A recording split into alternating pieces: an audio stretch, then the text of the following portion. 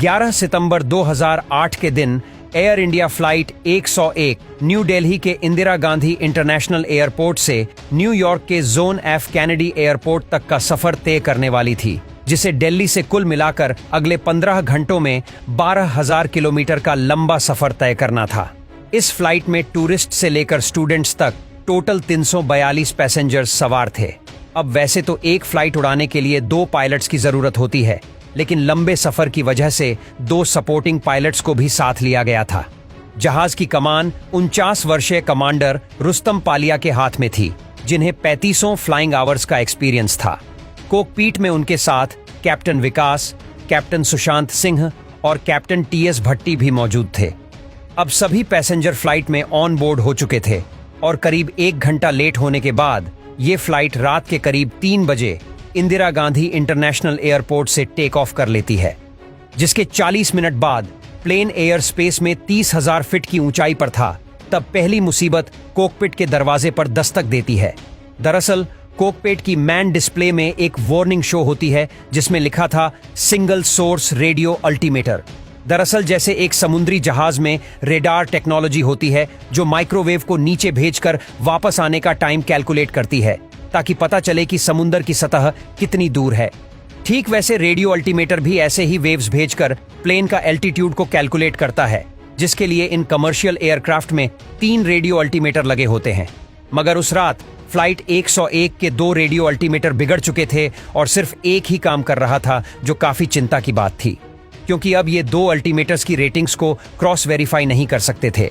लेकिन पायलट्स के पास आगे बढ़ने के अलावा कोई रास्ता नहीं था। अगले 10 घंटे तक फ्लाइट बेहतरीन तरीके से अपने सफर को तय करती है, लेकिन फिर जब ये जहाज अटलांटिक ओशन को पार कर रहा था, तब इसमें दूसरी सबसे बड़ी परेशानी आई। दरअसल फ्लाइट का टीकेएस काम नहीं कर रहा है। ये सिस्टम रडार टेक्नोलॉजी की मदद से अपने आसपास मौजूद एयरप्लेन को ट्रैक करता है, ताकि कभी 2 फ्लाइट्स में मेड एयर कोलिशन ना हो। पायलट्स को यह फिक्र थी कि प्लेन में कोई बड़ा फॉल्ट तो नहीं है।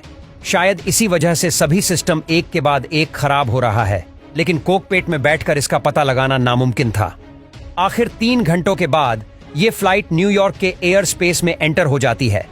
उस वक्त वहां के सुबह की 6 बजे थे, लेकिन वहां का मौसम हवाई उड़ान के पक्ष में नहीं था। आसमान भरे बादलों से घिरा हुआ था और बिजली की कड़कड़ाहट के साथ तेज बारिश हो रही थी। अब पायलट न्यूयॉर्क एटीसी से कांटेक्ट करते हैं और रनवे 04 के लिए क्लियरेंस मांगते हैं, जो उन्हें तुरंत दे दिया जाता है। जिसके बाद पायलट फ्लाइट 101 को गाइड करने के लिए ILS यानी कि इंस्ट्रूमेंट लैंडिंग सिस्टम को एक्टिवेट करने की कोशिश करते हैं। तभी उन्हें पता चलता है कि यह सिस्टम भी फेल हो चुका है। अब चारों पायलट्स के पसीने छूटने लगे थे, क्योंकि ILS लैंडिंग के लिए काफी इंपॉर्टेंट होता है।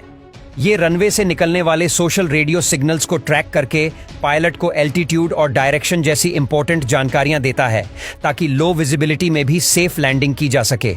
लेकिन पायलट्स के पास आगे बढ़ने के अलावा कोई भी रास्ता नहीं था। ऐसे में पायलट एलन्यू और विनेट सिस्टम की मदद से मैन्युअल लैंडिंग करने का डिसीजन लेते हैं, जो कि GPS की मदद से लैंडिंग करने में मदद करता है। लेकिन इसकी एक्यूरेसी ILS के मुकाबले काफी कम होती है, इसलिए पायलट्स को अपनी आंखों से रनवे देखना काफी जरूरी होता है। रनवे के पास पहुंचते ही पायलट लैंडिंग गैर इनिशिएट करते हैं, मगर तभी स्क्रीन पर एक और इमरजेंसी अलार्म बजता है, जिसमें लिखा था कि लैंडिंग गियर ठीक से नहीं खुल पा रहा है, जिससे चारों पायलट्स के दिल की धड़कन पड़ गई। मगर फिर चेक करने का पता चला कि ये एक फोर्स अलार्म था। लेकिन इस हड़बड़ी में पायलट प्लेन को रनवे से अलाइन करने में फेल हो जाते हैं, जिस वजह से उन्हें एंड मूवमेंट पर लैंडिंग अबाउट करके फिर एक चक्कर लगाने के लिए जाना पड़ता है। इस दौरान फ्लाइट के एक फर्स्ट ऑफिसर ने एक और प्रॉब्लम नोटिस की थी। दरअसल ILS जब एक्टिवेट होता है तो पायलट को रनवे देखने की जरूरत नहीं पड़ती, लेकिन जब ILS काम ना करे तो कम से कम 600 फीट की ऊंचाई से रनवे देखना जरूरी होता है। रनवे देखने की इस टर्म को क्लाउड सीलिंग कहते हैं।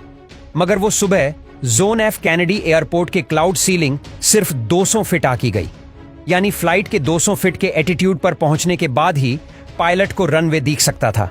और ये हाइट बहुत ज्यादा कम थी, क्योंकि अगर इतने नीचे आने के बाद फ्लाइट रनवे से गलत अलाइन हो गई तो इसे फिर से उड़ाना भी मुश्किल हो जाता है और फ्यूएल भी खत्म होने की कगार पर था।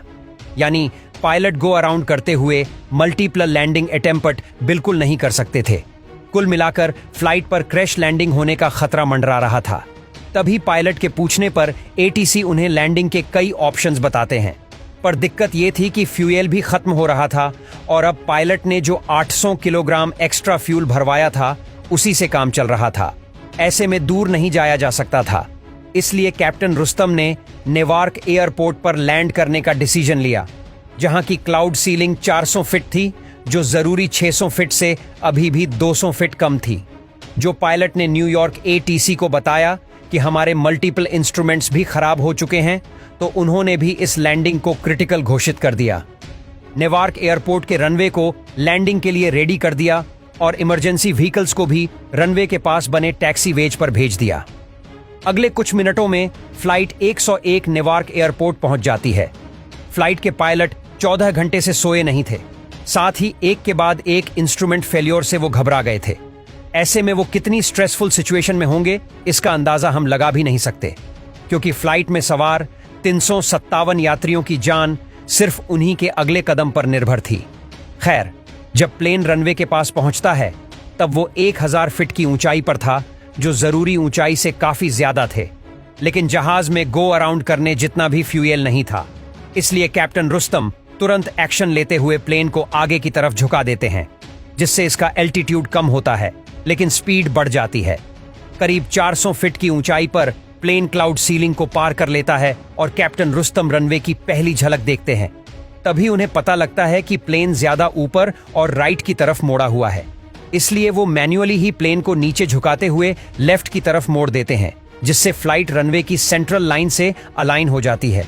लेकिन अब भी इसकी स्पीड काफी ज्यादा थी, जिसे धीरे धीरे कम करते हुए पायलट प्लेन को रनवे की ओर करीब ले जाते हैं।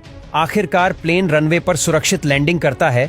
दोस्तों, ये बात जानकर आपके रोंगटे खड़े हो जाएंगे कि एयर इंडिया फ्लाइट 101 की लैंडिंग के सिर्फ 10 मिनट बाद ही नेवाद एयरपोर्ट तूफान के सपेट में आ जाता है। आखिरकार पायलट की साउस-भुज ने प्लेन को एक सॉफ्ट लैंडिंग करवा दी और 357 लोगों की जान भी बच गई।